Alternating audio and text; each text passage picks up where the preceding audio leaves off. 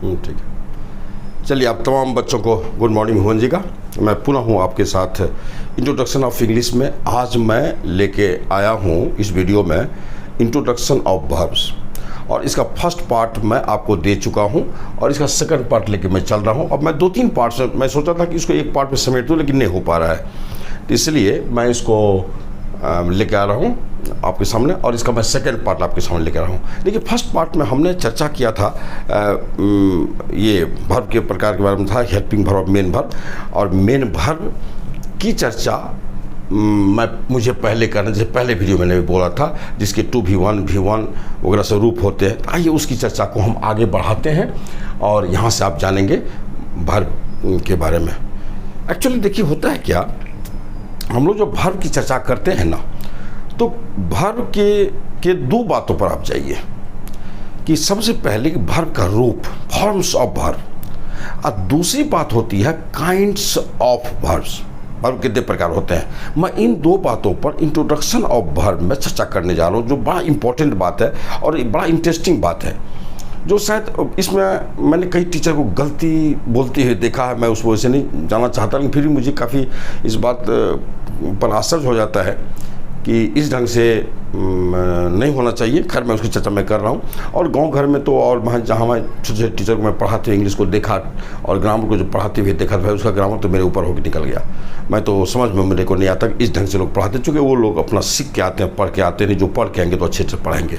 तो इसलिए मैं वर्ब को ज़्यादा चर्चा करना चाहता हूँ कि चूँकि इसमें टीचर भी मिस करते हैं, टीचर भी कन्फ्यूज़ है। और अच्छे टीचर को मैंने कुछ बोलते हुए जो देखा ना, तो मुझे घोर आश्चर्य हुआ, क्योंकि उसका अपना थॉट होना चाहिए, कुछ बातें ऐसी होनी चाहिए जो ये कन्फ्यूजन को पैदा ना करे।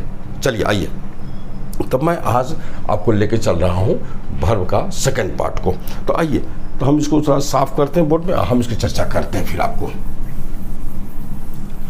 देखिए, मैं बोला कि वर्ब की जब ये बात आएगी तो वर्ब में की 2 बात होगी, एक वर्ब का रूप और एक वर्ब का काइंड। तो ये बात जानिए। तो सबसे पहले हम वर्ब चर्चा करेंगे फॉर्म्स ऑफ वर्ब पे।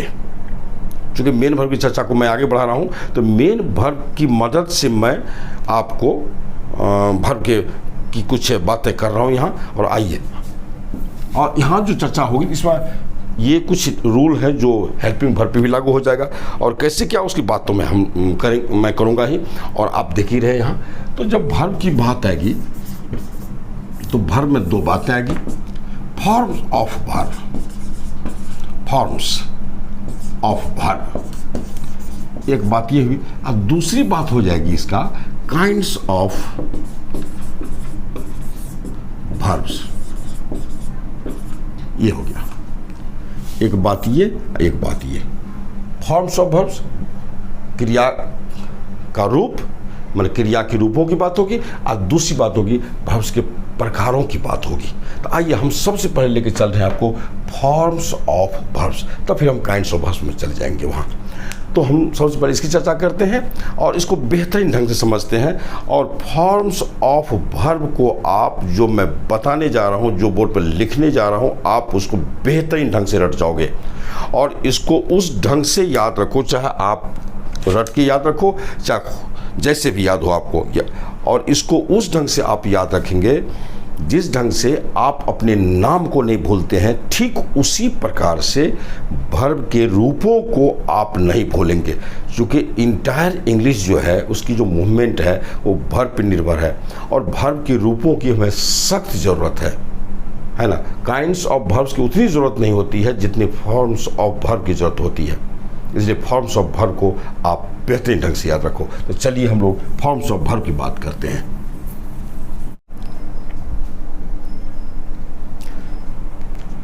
ये वर्ब के रूप और काइंड्स में फर्क होता है। रूप की हमें सख्त जरूरत, जैसा मैंने बोला, और फॉर्म्स जो होता है वो ज़्यादा हमें प्रयोग में लाने की जरूरत पड़ जाती है काइंड्स ऑफ वर्ब के बजाय। इसलिए आइए, तो वर्ब के रूपों की बात हम करते हैं। तो अब वर्ब के रूप की जब बात आती है तो प्रश्न उठता है, भाई कितने रूप होते हैं इसके। अब जान लीजिए, वर्ब के टोटल 6 रूप होते हैं। There are 6 forms of verb. और टीचर को मैंने सुना कि there are 5 kinds forms of verb. Verb के 5 रूप की चर्चा वो करता है, लेकिन मैं वर्ब के 6 रूप की चर्चा करता हूँ। और आप भी 6 रूप ही जानिए, 6 फॉर्म्स। और बच्चे को बताइए, अगर आप टीचर है स्टूडेंट को बताइए आप कि वर्ब के 6 रूप होते हैं और कंबाइंडली 6 रूप को आप जानिए, उसके नाम है, उसके यूज है, सब उसका इंपॉर्टेंस है। टेंस के दृष्टिकोण से उसका तो बहुत महत्व है, यूज़ तो हम करते ही हैं। तो चलिए, इसलिए इस बात को आप जानिए कि फॉर्म्स के बारे में मैं एक लिख देता हूँ। अब टॉपिक मेरा बन रहा है फॉर्म्स ऑफ वर्ब्स, वर्ब्स के रूप। तो एक मैं लिख रहा हूँ कि there are 6 forms of verb. Verb के 6 रूप होते हैं, 6 रूप। और 6 रूप के नाम अलग अलग है, प्रयोग अलग अलग है, उसका अर्थ अलग अलग होता है, जिसका मैं विस्तार से बताऊंगा, लेकिन यहाँ तो नहीं, चूँकि यहाँ मैं पढ़ा रहा हूँ सिर्फ इंट्रोडक्शन। आप परिचित होइए, इसके रूप कितने हैं, इसके काइंड कितने हैं, और इन सब रूपों की चर्चा हम करेंगे आगे, चूँकि हमें इसकी सख्त ज़रूरत है, चूँकि इसके बिना हम आगे नहीं बढ़ सकते हैं। We can not study English without verb, ये जान लीजिए। और स्पेशली वर्ब में जो होता है, just we have to know forms of verb, उसे हम जानेंगे। उसके बाद हम काइंड्स ऑफ वर्ब जाएंगे। काइंड्स ऑफ वर्ब उतने इंपॉर्टेंट नहीं जितने इंपॉर्टेंट फॉर्म्स ऑफ वर्ब होते हैं, ध्यान रखिए। अब 6 रूप कौन कौन होते हैं, आप सारे लोग यहाँ से नीचे अपना लिखोगे पेज पर। मैं थोड़ा इसको साफ करता हूँ, चूँकि मुझे जगह चाहिए। आप लीजिए, खूब बढ़िया से लिखते जाइए। चलिए, हम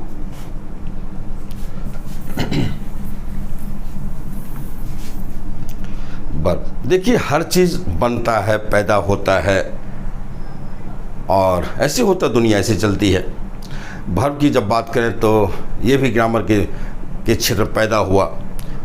तो हम ये जानना चाहते हैं कि जो वर्ब पैदा हुआ है तो उसका ओरिजिनल रूप क्या होता है, उसका पैदाइशी रूप क्या होता है, ये बात मैं कहना चाहता हूँ। तो आप ये जानो कि किसी भी वर्ब का पैदाइशी रूप 2 + V1 होता है। ये 2 + V1 is the original form of main verb. खास के मेन वर्ब की बात यहाँ थोड़ी हो जाएगी। ये फॉर्म्स जब भी होता है तो मेन वर्ब का होता है। हेल्पिंग वर्ब के फॉर्म की बात मैं बाद में करूँगा। चूँकि यहाँ आप जानो कि वर्ब के 6 रूप होते हैं, 6 फॉर्म्स होते हैं। और वर्ब का जो पैदाइशी रूप है, ओरिजिनल रूप है, वो है 2 + V1। 2 + V1 यानी कोई भी मेन वर्ब और जो पैदा लिया है, वर्ब में मेन वर्ब की बात मैं कर रहा हूँ, मेन वर्ब जो पैदा लिया है वो ओरिजिनल रूप उसका ये है 2 + V1। ना लिखिए, बहुत उसके इसका नाम होता है आपका। अब इसके नाम को भी जानिए, 2 + V1 का क्या नाम, इसको बोलते हैं हम इन्फिनिटिव। इन्फिनिटिव फॉर्म, मैं इसकी हिंदी भी लिख रहा हूँ, इन्फिनिटिव फॉर्म। चूँकि मैं बहुत बच्चों को थोड़ा सा प्रोनाउंसिएशन की जरूरत हो जाती है, जो कमज़ोर लोग हैं, खास करके गांव घर में रहते हैं, वहाँ के बच्चे बच्चियाँ औरतें, उनको थोड़ा इसका प्रोनाउंसिएशन करने में थोड़ा दिक्कत होती है। इसलिए मैं अपने इंग्लिश को वहाँ तक पहुँचाना चाहता हूँ, गांव तक पहुँचाना चाहता हूँ, उस क्षेत्र पहुँचाना चाहता हूँ जहाँ लोगों को इंग्लिश की ज़रूरत समझते हैं, लेकिन उन्हें इंग्लिश का सहारा मिल नहीं पाता। इंग्लिश कैसे वो पढ़ेंगे, इसके लिए थोड़ा बेचैन वो रहते हैं। और मैं तो जहाँ रहता हूँ, मुझे तो हर ढंग का पैगाम मिलता रहता है, मुझे मैसेज मिलता रहता है, इसलिए मैं उस पर भी दिमाग लगाते हुए, उस पर भी सोचते हुए थोड़ा सा मैं हिंदी भी लिख रहा हूँ। सबको इसकी ज़रूरत नहीं पड़ती है, आप जानो, कोई दिक्कत नहीं है, सब ढंग के लोग जाने इसको। तो ये हुआ इन्फिनिटिव, याद रखिएगा, इन्फिनिटिव। अब फॉर्म, फॉर्म माने रूप होता है।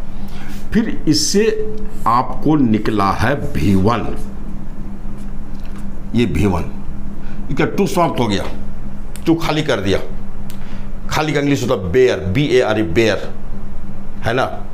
तो इसलिए ये टू उड़ गया तो सिर्फ बचा ये V1। और इस V1 के दो नाम होते हैं, ध्यान रखेंगे आप बच्चे।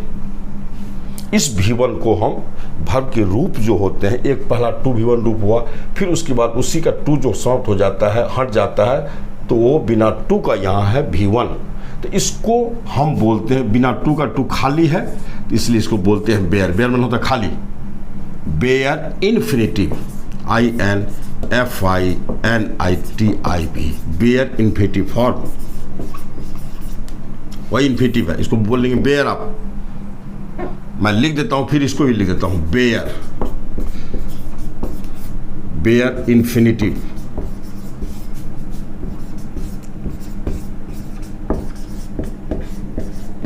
मैं इसको भी लिख रहा हूं, बेयर इन्फिनिटिव फॉर्म। इसी का दूसरा नाम भी है, इसका दूसरा नाम क्या है? Plain infinitive, plain infinitive, plain infinitive form, बस यही इन्फिनिटिव।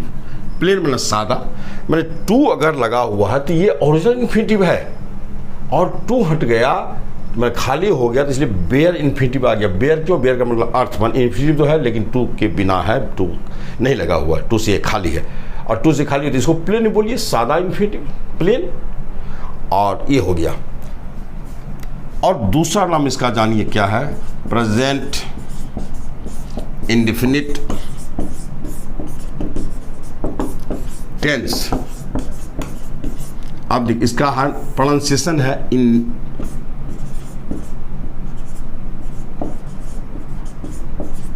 इंडेफिनिट, इंडेफिनिट, इसलिए ये इन्फिनिटिव है और ये इंडेफिनिट है, और ये इंडेफिनिट टेंस है, टेंस का रूप है ये। मैं चर्चा कर रहा हूं, थोड़ा इसको समाप्त कर लूं मैं। अब आप आगे देखिए, V2, V1 हो गया, V2, इसका नाम है past indefinite, past indefinite tense, indefinite. Grammar में आपको इसको पास्ट टेंस के रूप में बोलते हैं लोग। वर्ब के जब रूप फॉर्म्स ऑफ वर्ब लिखने लगता है, V1, V2, V3, V2 में V1 जो देता ही है, और V2 में देता है पास्ट टेंस, और पास्ट टेंस में वर्ब का रूप लिख देता है। तो V2 जो होता है उसका सीधा आप लिखिए पास्ट इंडेफिनिट टेंस, सीधा पास्ट नहीं। V2 को पास्ट इंडेफिनिट टेंस बोलिए। पास्ट टेंस तो है ही है, तो पास्ट टेंस में तो उसके चार प्रकार हो जाते हैं, लेकिन पास्ट इंडेफिनिट बोलेंगे तो ये अकेले अपने आप में क्लियर हो जाएगा हमको, इसलिए V2 को बोलिए पास्ट इंडेफिनिट टेंस। चलिए मैं अब थोड़ा सा आपको इसका अगला V3, इसको बोलते हैं हम लोग past participle, past participle form, या इसी को बोलते हैं परफेक्ट फॉर्म। ध्यान रखिएगा, पार्टिसिपल, इसका प्रोनाउंसिएशन होगा भाई, जो कमजोर है बहुत, पार्टिसिपल बोलेंगे, इसको सिपुल नहीं बोलिएगा, पास्ट पार्टिसिपल, पास्ट पार्टिसिपल। इसको दो नामों समझाते हैं, पास्ट पार्टिसिपल फॉर्म बोलिए या परफेक्ट फॉर्म बोलिए, परफेक्ट फॉर्म बोलिए, कोई दिक्कत नहीं है। इसको हम दो नामों से जाने, सभी किताबों में परफेक्ट नहीं दिया हुआ है, आपको पास्ट पार्टिसिपल मिलेगा, और मैं अपनी किताब में, और मैं आपको जब भी मैं पढ़ाता हूं तो परफेक्ट दे करके किताब ही मैंने लिख दिया परफेक्ट फॉर्म। ये है इसकी कहानी, पूरी तरह आप आगे जानेंगे क्यों इसको हम परफेक्ट, परफेक्ट मतलब पूर्ण, जो पूर्णता को दर्शाता है, यानी V3 पूर्णता को, किसी काम की पूर्णता को दर्शाता है ना, जिसको आप पास्ट पार्टिसिपल के नाम से भी जाने या परफेक्ट फॉर्म के नाम से भी जाने, परफेक्ट फॉर्म। चलिए अब हम अगली बात कर रहे हैं आपको V4 की।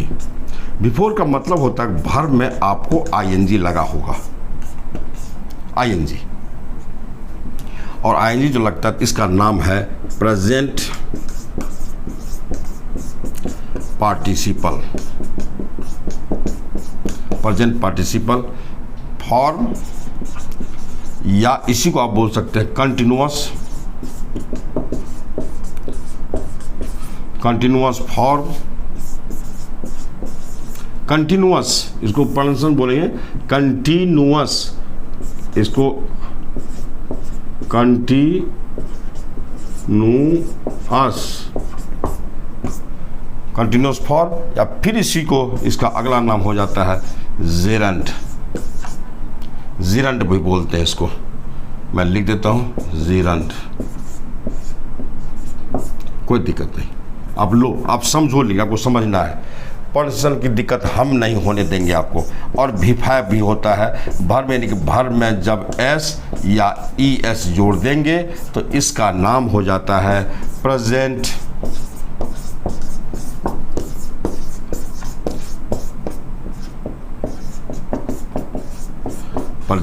Indefinite tense. आइए देखिए, यही है 6 forms of verb. There are 6 forms of verb. Verb के 6 रूप हैं, और all the forms of the verb have been given here just in front of you. आपके सामने दे दिया गया है। You see and take the screenshot. अपना स्क्रीनशॉट ले लीजिए, कोई दिक्कत नहीं है। और मैं थोड़ी चर्चा करता हूं आपके सामने। देखिए, मुझे इसको लाने की इसलिए आवश्यकता है कि आपको इसकी बहुत आवश्यकता है। इसके बिना थोड़ा इंग्लिश फिर कोई मजा ही नहीं आएगा। आप देखिए क्या है इसमें, वर्ब का ओरिजिनल रूप ये 2 + V1 होता है, यानी वर्ब जो पैदा लिया है वो लिया है 2 + V1 के रूप में। ध्यान रखिए, 2 + V1 एक ऐसा रूप है जो न सिंगुलर है, न प्लूरल है, न टेंस है, ये सब चीज़। ये नो टेंस है, ये नो टेंस है, ये है। तो इसलिए 2 + V1 है।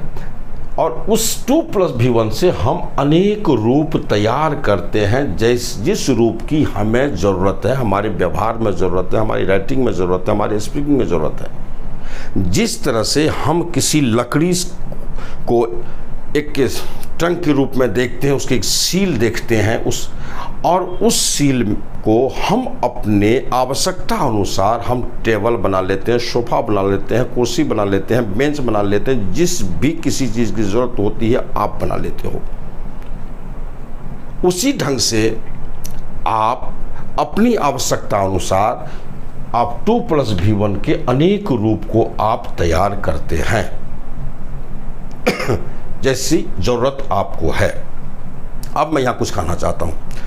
बहुत टीचर को मैंने, जो एक अच्छे टीचर हैं जिसके लाखों में सब्सक्राइबर है, जिसको लाखों में सब्सक्राइबर है, 1000 की तो बात ही मैं नहीं करना चाहता।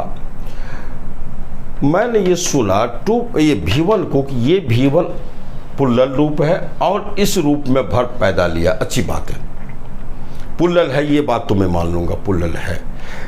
और लेकिन ये बात मैं कदापि नहीं मानता कि V1 के रूप में ये वर्ब पैदा लिया है। ये कदापि माननीय बात नहीं, एक्सेप्टेबल नहीं है, और आप भी इसको स्वीकार नहीं करो। ओरिजिनल रूप वर्ब का, पैदाइशी रूप वर्ब का 2 + V1 है, और इस V1 का ही ये विस्तार है, उसके ही ये सारे रूप हैं। आप इसको चले ऐसे लेकर के, है ना, ये बात को जाना। तो चलिए मैं इसकी बात करना, फिर थोड़ा बात करके मैं इसको इंड करता हूँ। आप इस सब के नाम को रटोगे एकदम जवान पर, जिस तरह से अपना नाम नहीं भूलते हो उसी तरह से ये मत भूलो वर्ब के रूप को। इसकी सख्त जरूरत आगे हमको है। इसी पर पूरा वॉइस नाचेगा, लिटरेचर नाचेगा, इसी पर पूरा, इस रूप पर। और सबका अर्थ क्या होता है वो अर्थ में बताऊंगा, सबका यूज़ क्या होता है वो बताऊंगा, कौन सिंगुलर है, कौन प्लूरल है और कौन क्या। मैं बहुत बात नहीं करूँगा यहाँ, फिर मजाक के गिरा हो जाएगा, आप वहाँ जानेंगे। इसलिए 2 + V1 इन्फिनिटिव फॉर्म है। ये उसी का बदलाव V1 है। V1 बेयर इन्फिनिटिव है, प्लेन इन्फिनिटिव, ये इन्फिनिटिव भी है और इंडेफिनिट टेंस भी है। और ये बेयर इन्फिनिटिव टेंस नहीं है, ये नो टेंस होता है। ये रूप infinitive no tense, bare infinitive भी नो टेंस। ये प्रेजेंट इंडेफिनिट टेंस हो गया, V2 पास्ट इंडेफिनिट टेंस हो गया, V3 past participle form, perfect form. इसी को 2 नामों से हम जानेंगे। ये काम की पूर्णता जब भी हम शो करना होगा हम V3 ले आएंगे। और V4 है प्रेजेंट पार्टिसिपल फॉर्म, इसको बोलते हैं, जो कंटिन्यूअस फॉर्म, यानी काम की जारी अवस्था को दर्शाने की बात जब भी होगी। आप देखें जहाँ भी काम को जारी करने की बात जब भी आती है, जारी रखने की बात जब भी आती है, तो आप देखें ING वाली फॉर्म को हम लोग वहाँ यूज़ करते हैं। हम लोग बेधड़क देखेंगे, आगे बहुत अच्छे ढंग से देखेंगे। और इसको हम 3 नामों से जानते हैं, प्रेजेंट पार्टिसिपल, कंटिन्यूअस फॉर्म और जीरंट। किसका जेंड कब उसको बोलेंगे, पार्टिसिपल कब बोलेंगे, कंट्रोल, सबको मैं अलग अलग बताऊंगा और बेहतरीन ढंग से आप समझोगे।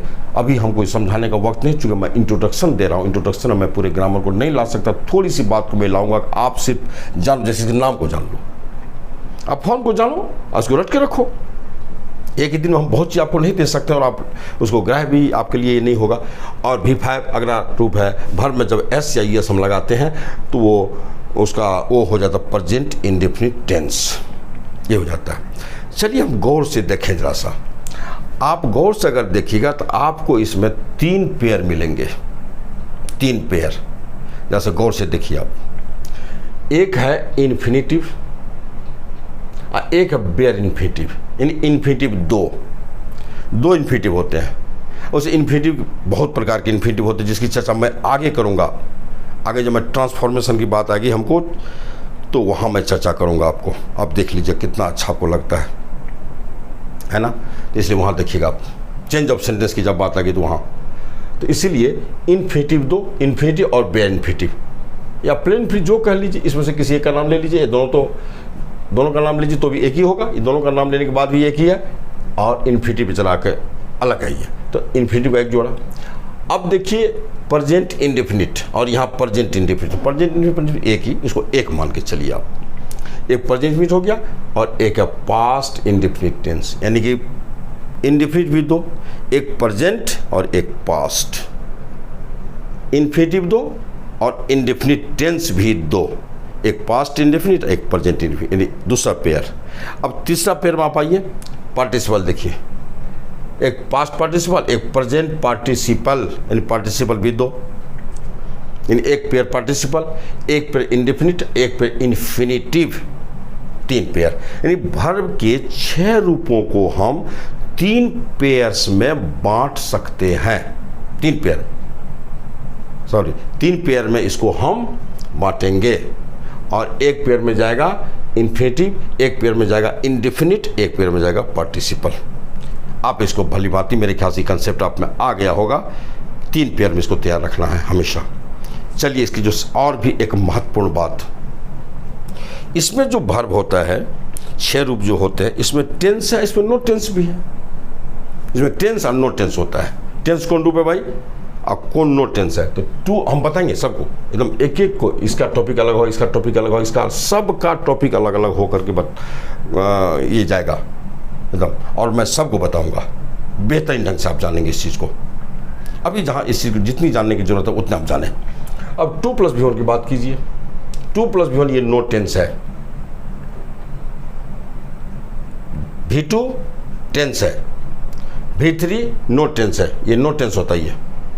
पार्टिसिपल किसी टेंस का नाम नहीं होता है। V4 ये पार्टिसिपल लगा हुआ, इसलिए पार्टिसिपल कोई टेंस का नाम नहीं है, इसलिए इसको ही भी बोलते हैं नो टेंस है। लेकिन इसमें टेंस लगा हुआ है, अब इंडेफिनिट टेंस का ही नाम होता है। अब ध्यान रखिए, V5 टेंस, V2 टेंस है ना, ये 2 टेंस क्लियर टेंस है। अब V1 की बात कीजिए, ये टेंस भी है और इन्फिनिटिव अगर है तो नो टेंस है।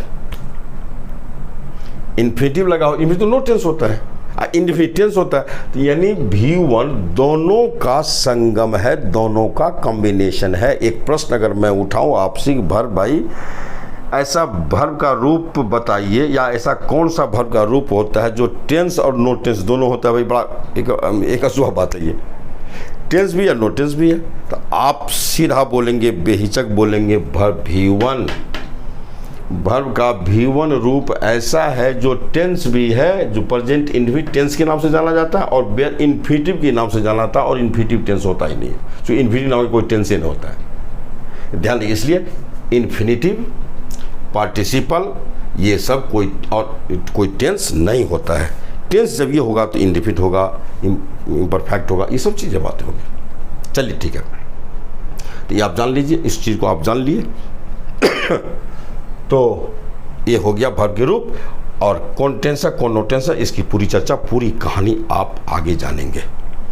तो अब मैं एक एग्जांपल दे देता हूँ आपको। अगर हम इसको देते हैं आपको, इसके लिए मैं लाता हूँ आपको थोड़ी काल के लिए टू गो। ध्यान रखिए, टू गो, टू V1 हो गया, तो इसी का आएगा गो, V1 के रूप में, फिर इसी का आएगा आपको वेंट V2 के रूप में, फिर इसी का आएगा गॉन V3 के रूप में, और फिर इसी का आएगा गोइंग, और फिर इसी के आएगा गोज। आप यहां देख लो, बस ये आपके एक एग्जाम्पल मैंने दिया कि to go, go, went, gone, going, goes, ये सब है। टू गो का क्या अर्थ होगा, इसको कैसे यूज करेंगे, फिर इसका क्या अर्थ होगा, फिर इसका क्या अर्थ होगा, फिर इसका क्या अर्थ होगा, फिर इसका क्या अर्थ होगा, फिर इसका क्या अर्थ होगा, ये सारी बातें उठ के जाएगी। और थ्योरी ऑफ जब वर्ब में बताने लगूंगा तो आप बेहतरीन ढंग से इसको जानोगे, इसका विस्तार रूप जानोगे आप, इसका विस्तार, इसकी एक झांकी मैं दूंगा आपको, और देखना कितना इंटरेस्टिंग चीज़ है और कितना मज़ेदार चीज़ है। वास्तव में आप जिस दिन इसको पढ़ेंगे तो आपको काफ़ी उत्सुकता मिलेगी, और निस्संदेह मैं ये बताता हूँ कि आपके लिए एक नई चीज़ होगी, चूँकि भवन जी का कंसेप्ट अलग है। इस पर मैंने सब टीचर, काफ़ी टीचर को मैंने देखा, इस पर बोलते हुए देखा, तो बहुत की बात तो मेरे समझ में नहीं आती, कैसे बोल रहा है। उद्देश्य होना चाहिए, क्या गहराई है इसकी, बच्चे कितने अच्छे ढंग से इसको समझ लें, कितनी सरलता से इसको समझ लें, ये मेरा उद्देश्य है, और ऐसा उद्देश्य हर टीचर का होना चाहिए। तो चलिए मैं फॉर्म्स ऑफ वर्ब में समाप्त करता हूँ और काइंड्स ऑफ वर्ब की बात में करता हूँ। और ध्यान रखिएगा, ये जितने भी रूप होते हैं ना, ये सब मेन वर्ब का होता है, हेल्पिंग वर्ब के रूप नहीं होते हैं। और जिस हेल्पिंग वर्ब का रूप होगा वो हेल्पिंग वर्ब न कह के वो मेन वर्ब कहलाएगा। ध्यान रखिएगा, इसकी चर्चा भी थोड़ा सा उलझन में डालने वाली आपको है, और मैं उलझन में आपको रहने नहीं दूँ, उलझन मतलब कन्फ्यूजन में रहने नहीं दूँगा। इसकी चर्चा मैं हेल्पिंग वर्ब, इसको दोनों को मैं मिला के बताऊँगा जब आपको, तो आपको बिल्कुल क्लियर आपको लगेगा, और वहाँ आप एक चैन की सांस लेंगे। तब तक आप बेचैन रहो। चलिए ठीक है, अब मैं आगे चल रहा हूँ।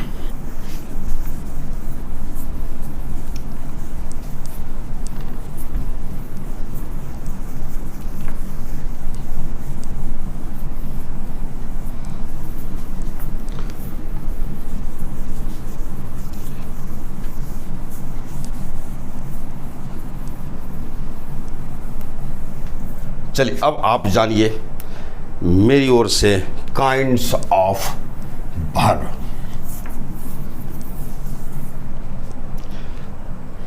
इसमें काइंड्स ऑफ वर्ब में मेन वर्ब और हेल्पिंग वर्ब दोनों का कॉम्बिनेशन हो जाता है, जिसको आप सेल्फ अंडरस्टूड, जिसको आप स्वतः आप को समझना चाहिए। ये अब हम लोग जानेंगे काइंड्स ऑफ वर्ब्स, क्रियाओं के प्रकार। फॉर्म्स जान लिए और काइंड्स को जानिए। आपको जब भी किसी ने पूछा हो या किसी टीचर से आपने सुना हो ये बात कि वर्ब के कितने प्रकार हों, कितने प्रकार होते हैं, तो मैक्सिमम टीचर के मुंह से और मैक्सिमम छात्रों के मुंह से ये निकलता है कि there are two kinds of verb. Verb के दो रूप होते हैं। कौन भाई? तो फाइनाइट और नॉन फाइनाइट, सॉरी ट्रांजिटिव और इंट्रांजिटिव। वर्ब के दो रूप, ट्रांजिटिव और इंट्रांजिटिव, सकर्मक और अकर्मक। बस मैक्सिमम छात्रों की दूरी, उसकी चौड़ाई, उसकी लंबाई बस यहीं तक है काइंड्स ऑफ वर्ब में। और बहुत लोग, मैं ये नहीं कहता कि आपकी दूरी इससे और ज़्यादा नहीं है, बहुतों की है, हो सकती बहुतों की हो। आप अनुभव गेन कर लिए होंगे। और टीचर को मैंने डायरेक्टिव भाई ऐसे पढ़ाते हुए मैंने देखा, एक जगह तो मैंने रोक दिया कि काइंड्स ऑफ वर्ब बता रहे हैं आप लोग, ट्रांजिटिव नज, फिर और इतना ही रूप होता है। हाँ सत्य, इससे अतिरिक्त और क्या होता होगा? तो मैं तो समझ से बाहर हो गई भाई। मैं समझा कि भाई ये टीचर है, ट्यूशन करता है, 10-20 को पढ़ाते रहता है हर दिन में, तो ऐसे पढ़ाएगा। चूँकि वो पढ़ के नहीं आया, वो सीख के आया, सुन के आया है। और कई बातों को जब मैंने उठाया, कई टीचर के पास, बहुत टीचर हमारे इर्द गिर्द रहते हैं, सैकड़ों, मतलब 100 से ज़्यादा टीचर को मैंने देखा है जीवन में, अपने इर्द गिर्द संपर्क में मैंने रहा है। और इंग्लिश के तो खैर कई टीचर भी रहे हैं। तो इंग्लिश के टीचर से जब मेरा डिस्कशन होता था, जब मैं बात रखता था, तो कुछ टेक्निकल बातें ऐसी होती थी जिसका जवाब तो ऐसे देता था जैसे लगा कि ग्रामर से उसको, मतलब he has not the relation, मतलब क्या कहिए, मतलब he has not the relation with grammar. मैं ये कहना चाह रहा था कि वो ग्रामर के साथ तो मानो जैसे उसका कोई रिश्ता ही नहीं है। और क्या कहूँ मैं इसको, तो खैर चलिए, हम उसकी बात नहीं करना चाहता। मैं किसी टीचर की क्रिटिसाइज नहीं करता, मैं सबको नमन करता हूँ, सब जूनियर हो सीनियर हो, इससे मेरा कोई लेना देना नहीं है। लेकिन फिर भी आप टीचर हैं, being a teacher just you have to clear concept no, इसलिए आप ऐसा कीजिए। चलिए आप जानिए, आप काइंड्स ऑफ वर्ब की बात, अगर मुझे कोई पूछे कि आप बता सकते हैं सर काइंड्स ऑफ वर्ब कितने मतलब वर्ब कितने प्रकार के होते हैं, काइंड्स ऑफ वर्ब के बारे में बता सकते हैं? मैं बता सकता हूँ भाई। आज से आप भी जानो मेरे साथ, आज भुवन जी के साथ आप भी जानो। जब ये मुझे पूछेगा कि भाई आप बताओ कि काइंड्स ऑफ वर्ब कितने हैं, तो मैं तुरंत प्रश्न इधर से छोड़ दूंगा कि किस दृष्टिकोण से, किस एंगल से काइंड्स ऑफ वर्ब पूछ रहे हैं मुझे, मैं ये तुरंत प्रश्न कर दूंगा। और आप भी आज से प्रश्न करेंगे, क्योंकि डिफरेंट एंगल से, डिफरेंट व्यूज से, डिफरेंट थॉट से, डिफरेंट चिंतन से वर्ब के डिफरेंट काइंड होते हैं। ध्यान रखिए, डिफरेंट व्यूज से वर्ब के डिफरेंट काइंड होते हैं। वर्ब के ट्रांजिटिव कहा जाएगा तो सीधा गलत है, मैं इसको गलत मानता हूँ। हाँ, जितने उसमें काइंड्स हैं उसमें एक काइंड ये है, और भी काइंड है वर्ब के भाई। इसलिए वर्ब के काइंड को हम सिर्फ एक बिंदु पर केंद्रीकृत नहीं कर सकते, एक बिंदु पर सेंट्रलाइज मत कीजिए, उनको एक बिंदु तक ही सीमित मत कीजिए, आप उसको आगे बढ़ाइए। इसीलिए यह है कि आप जितने दृष्टिकोण से आप जानते हैं उस दृष्टिकोण को आप ये कीजिए, एक्सप्लेन कीजिए। अब जानिए मेरी बात। देखिए, व्यूज होता है, दृष्टिकोण होता है। हम टेंस किया एक दृष्टिकोण होता है, टेंस के दृष्टिकोण से वर्ब के कितने रूप, कितने काइंड्स, सॉरी रूप नहीं काइंड्स, कि टेंस के दृष्टिकोण से वर्ब के कितने प्रकार, एक बात ये होती है।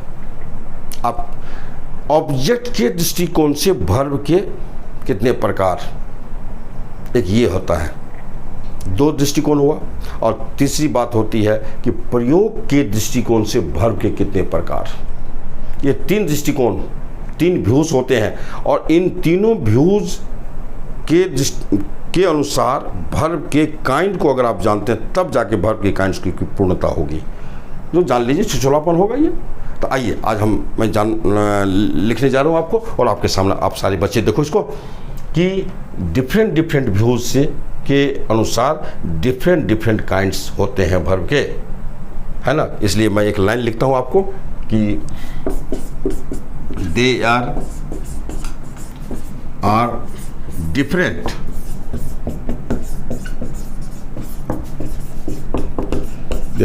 Kinds of verb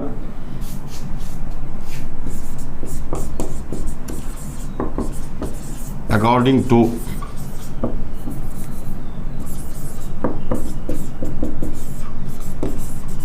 different views में दृष्टिकोण कि मतलब अकॉर्डिंग में के अनुसार, फ्रेज है ये, डिफरेंट व्यूज मतलब भिन्न दृष्टिकोणों के अनुसार वर्ब के भिन्न प्रकार होते हैं। ध्यान रखिए, हिंदी में बोल दिया कि भिन्न दृष्टिकोण का मतलब सोच, चिंतन, इस सेंस को आप समझें, व्यूज का ये सेंस होता है। तो मोटा मोटी जो है मैं बोल जाता हूँ इसको कि भिन्न दृष्टिकोणों के अनुसार वर्ब के भिन्न प्रकार होते हैं। भिन्न दृष्टिकोणों के अनुसार वर्ब के भिन्न प्रकार होते हैं। बस आप इस बात को जानो। इंग्लिश में लिख दिया हूँ और हिंदी ही मैं 3 बार बोल चुका हूँ। मेरे ख्याल से शायद आप बच्चे नहीं बोलेंगे, इंग्लिश ये है और हिंदी मेरे मुंह से निकली है, इसलिए आप दोनों को आप जान जाए। अब चलिए, अब इसके जो होते हैं कौन कौन जो है दृष्टिकोण है। अब देखिए, मोटा मोटी डिफरेंट मैंने बोला 3 व्यूज़ होते हैं। 3 व्यूज़ कि 3 व्यूज़ जैसे होते हैं, तीनों व्यूज़ के हिसाब से अलग अलग वर्ब के काइंड होते हैं। ध्यान रखिए, इसलिए कौन कौन व्यूज़ हैं। तो पहला है इन व्यू ऑफ यूजेज, प्रयोग के दृष्टिकोण से।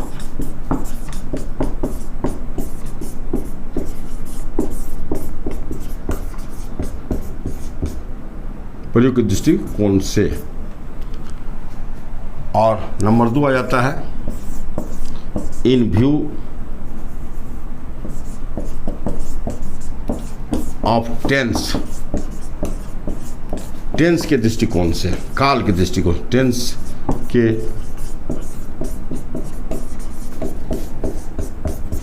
दृष्टिकोण से। और number 3, in view of object, object मैंने कर्म इसको बोलता, मैंने हिंदी करता हूँ, कर्म के दृष्टिकोण से। चलिए, 3 चीजें आई, प्रयोग, टेंस और कर्म। आप यहां देख लो, मैं लाया हूं 3, आप यूजेस, टेंस और ऑब्जेक्ट, 3 चीज। प्रयोग के दृष्टिकोण से वर्ब कितने प्रकार, ये जानना पड़ेगा आपको। टेंस के दृष्टिकोण से वर्ब कितने प्रकार, ये जानना पड़ेगा आपको। और कर्म के दृष्टिकोण से कितने प्रकार, ये आपको जानना पड़ेगा। तीनों व्यू से अगर आप टेंस के प्रकार जानते हैं, तब there is completion of kinds of tense, तब जाके वर्ब के प्रकार की पूर्णता होती है। तो चलिए, हम थोड़ा सा आपको इंट्रोडक्शन में बता रहा हूँ, बहुत ज़्यादा समय आपको देने की ज़रूरत नहीं है, ना मैं दे पाऊँगा यहाँ, क्योंकि मैं इंट्रोडक्शन बता रहा हूँ। सिर्फ आपको, आपका काम है सिर्फ इसको रट के रखना, याद करके रखना, बस इतना करके आप रखिए। फिर आगे तो मैं इसका पिटारा खोल दूंगा, आप मज़े लेते रहो इंग्लिश का और आगे बढ़ते रहो भाई। लेकिन ध्यान रहे, जब आपको अच्छा लगे तो शेयर जरूर करो अपने दोस्तों के बीच, लाखों लाख के बीच ये मैटर जाना चाहिए, बातें जानी चाहिए, सिर्फ इसका बेनिफिट आप ही ना उठाएं, है ना। लाखों, अंग्रेजी एक ऐसा विषय है ना जिसमें तो लड़का कभी सेटिस्फाइड होता नहीं है। हजारों हजार लड़के ऐसे हैं जो इंग्लिश कई कोचिंग में पढ़ने के बाद भी आज वो रोड पे भटक रहा है, और even then he is not going to qualify any test, वो किसी टेस्ट को क्वालिफाई नहीं करने जा रहा। मैं तो चैलेंज देकर बोलता हूँ, पढ़ो हमारी भुवन जी की एक एक वीडियो को देखो, और अगर आपको मैं क्वालिफाई करने का सामर्थ्य ना दे पाऊँ तो शायद मैं आपको लिख देना, मैं इसको बंद कर दूंगा, मैं पढ़ाना, मैं नहीं पढ़ा पाऊँगा। मैं टीचर हूँ तो मुझ में एक क्षमता होनी चाहिए कि बच्चों को मैं इस ढंग से तैयार कर दूं कि वो बच्चे एक सक्षम व्यक्ति के रूप में उभरे, और आप भी उभरोगे, बस ईमानदारी से हमारे एक एक वीडियो को देखो। तो चले भाई, इसको शेयर कर देना, और उसके बाद आप इसका सब्सक्राइब भी करो, सारे बच्चे सब्सक्राइब करते जाओ, ईमानदारी से सब्सक्राइब करो, बस और कुछ नहीं। तो चलिए, अब आप फिर कलम तैयार करो, आप लिखो दोबारा, इन व्यू ऑफ यूजेस, प्रयोग के दृष्टिकोण से वर्ब के प्रकार। आप इसको कितने प्रकार है, इस दृष्टिकोण से आप जानो, आप इस बात को जानिए कि वर्ब के कितने प्रकार हैं। आप इस, मैं लिख देता हूं आपको। अब देखिए इसको, आप, मैं ये लिख रहा हूं कि there are 2 kinds of verbs in view of uses. इस हिंदी जान लीजिए, प्रयोग के दृष्टिकोण से वर्ब के 2 प्रकार होते हैं। प्रयोग के दृष्टिकोण से वर्ब के 2 प्रकार होते हैं। There are 2 kinds of verbs in view of uses. प्रयोग के दृष्टिकोण से वर्ब के 2 प्रकार होते हैं। आप भली भांति इसको याद रखो। चलिए, अब कौन कौन 2, मैं थोड़ा सा मिटा देता हूँ, कौन कौन 2 प्रकार होता है, तो अब जान लो। थोड़ा मैं इसको मिटा देता हूँ, आप लोग नीचे ऐसा करके लिख लोगे। अब इन व्यू ऑफ, बस ऐसे फिर आप लोग चीज इसको बना लोगे, इसको लिखने की जरूरत नहीं है। आप फिर नीचे इसको उतारो और इसमें लिख दो, से एरो मार्क ऐसे क्लिक है। बस प्रयोग के दृष्टिकोण से एक होता है हेल्पिंग वर्ब,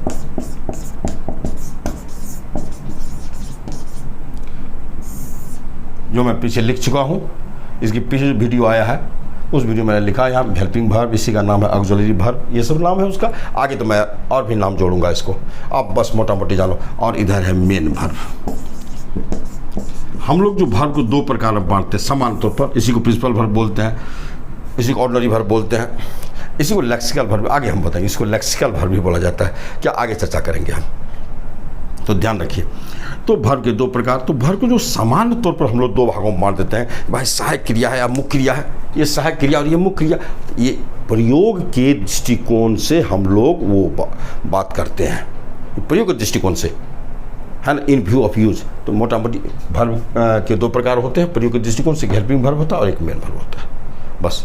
इतनी बात यहाँ होगी। और हेल्पिंग वर्ब का को तो मैं आगे बताने ही जा रहा हूँ। इसके बाद जो वीडियो आ रहा है वो सिर्फ और सिर्फ हेल्पिंग वर्ब पे आएगा और उसमें मैं चर्चा करूँगा। और मेन वर्ब तो लेके चल ही रहा हूँ, आप देखो थोड़ा सा मेन वर्ब में मुझे जो देना है वो मैं दूंगा। अब आइए आप यहाँ देखिए, नंबर 2 में आप ले लीजिए इन व्यू ऑफ टेंस, इसको पढ़ लीजिए। टेंस के दृष्टिकोण से वर्ब कितने प्रकार होते हैं। अब इसको देने की हमें जरूरत नहीं। टेंस के दृष्टिकोण से वर्ब कितने प्रकार होते हैं, इसमें 2 प्रकार होते हैं। आप लिख सकते हैं there are 2 kinds of verbs in view of tense। मतलब टेंस के दृष्टिकोण से वर्ब के 2 प्रकार होते हैं। टेंस के दृष्टिकोण से भी वर्ब के 2 प्रकार होते हैं। प्रयोग के दृष्टिकोण से वर्ब के 2 प्रकार होते हैं, यानी सब 2 प्रकार होते हैं। सबका अपना अपना एंगल जो है, हर एंगल से वर्ब के 2 प्रकार होते हैं। अब इसमें वर्ब के टेंस के दृष्टिकोण से वर्ब के 2 प्रकार होते हैं। तो भाई कौन कौन प्रकार होते हैं, आप इन व्यू ऑफ टेंस यहाँ लिखो, जैसे नीचे लिख करके और आप ऐसे एरो मार लो। इन व्यू ऑफ टेंस आप फिर से लिखे, मेरी जगह नीचे नहीं है इसलिए मैं इसको दोबारा क्या लिखूं, आप लोग फिर पेज जो लिखे होगे उसके नीचे ही लिखो, लिख के फिर आप एरो मारो इसको। टेंस के दृष्टिकोण से वर्ब के 2 रूप होते हैं, फाइनाइट FINIT फाइनाइट वर्ब और नॉन फाइनाइट वर्ब।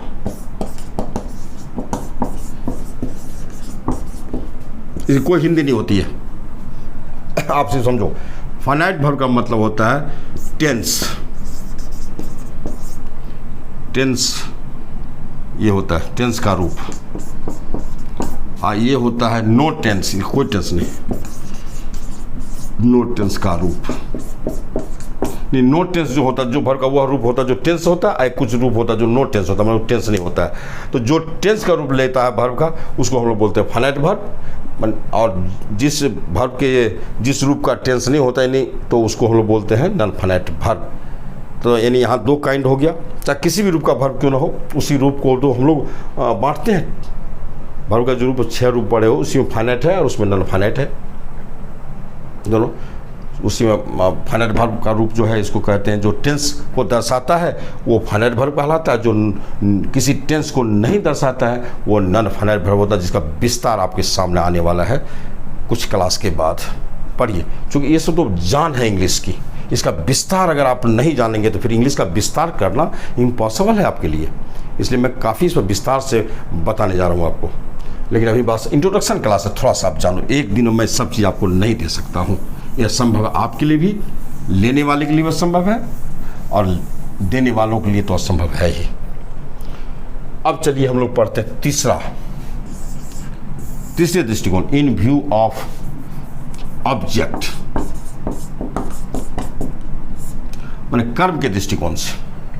कर्म के दृष्टिकोण से वर्ब कितने प्रकार होते हैं, चलिए मैं फिर एक स्टार देकर लिख देता हूँ, आप पढ़ लो, फिर आपको पता चल जाएगा, मैं बोलूँगा नहीं। There are 2 kinds of verbs in view of object। Object में कर्म, सब्जेक्ट ऑब्जेक्ट नाम सुने होंगे।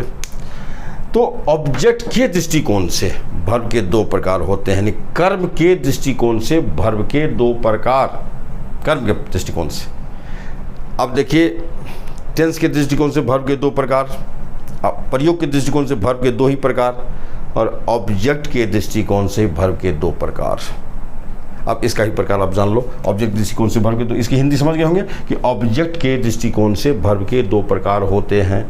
फिर मैं बोल जाता हूँ, आप मोबाइल को पॉज करके इसको लिख सकते हो आराम से कि ऑब्जेक्ट के दृष्टिकोण से वर्ब के 2 प्रकार होते हैं, है ना। तो इसलिए आप इसको फिर ऐसे मैं इसको दिखा देता हूँ, इन व्यू ऑफ ऑब्जेक्ट, ऐसे आप फिर लिख लीजिए आप, और इसको भी आप दिखा दो ऐसे एरो मार के, ऐसे और ये ऐसे। ये हो गया आपका, ये क्या पहला रूप है ट्रांजिटिव वर्ब, और ये आपका है इंट्रांजिटिव वर्ब।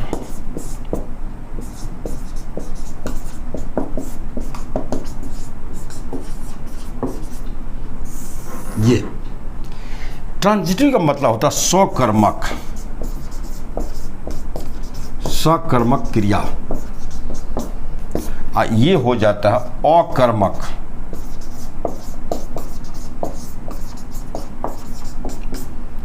स्वकर्मक कर्म मतलब कर्म के साथ, मैंने कर्म के साथ वाली क्रिया। मैं इसको थोड़ा स्पष्ट कर देता हूँ, क्योंकि सब ढंग के लोगों को जरूरत है। गांव घर में मैंने बच्चों को जो देखा वो समझ नहीं पाता है, वो इंग्लिश उसके लिए बहुत जरूरी है। इंग्लिश वो समझता भी हमारे लिए बहुत जरूरी, क्योंकि उसको परीक्षा पास करना, टेस्ट में जाना है, टेस्ट क्वालिफाई करना, एसएससी क्वालिफाई करने की तमन्ना रखता है, बैंकिंग क्वालिफाई करने की तमन्ना रखता है, लेकिन इंग्लिश के चलते उसका हौसला पस्त हो जाता है।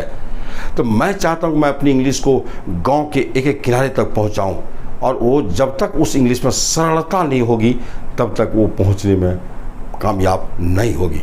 इसलिए मैं ज़्यादा से ज़्यादा हिंदी को भी टच कर रहा हूँ, ताकि आपको ये सुगम लगे, बहुत आप आराम से इसको पढ़ पाओ। इंग्लिश को आपको इंग्लिश समझना यार, हिंदी हो या इंग्लिश, समझ तो हिंदी के माध्यम को अगर हम अपना के चल रहे तो समझ तो रहे इंग्लिश को ही। क्या दिक्कत है, हिंदी की नींव पर हम इंग्लिश को खड़ा करके पढ़ रहे हैं, हमें कोई दिक्कत नहीं होगी।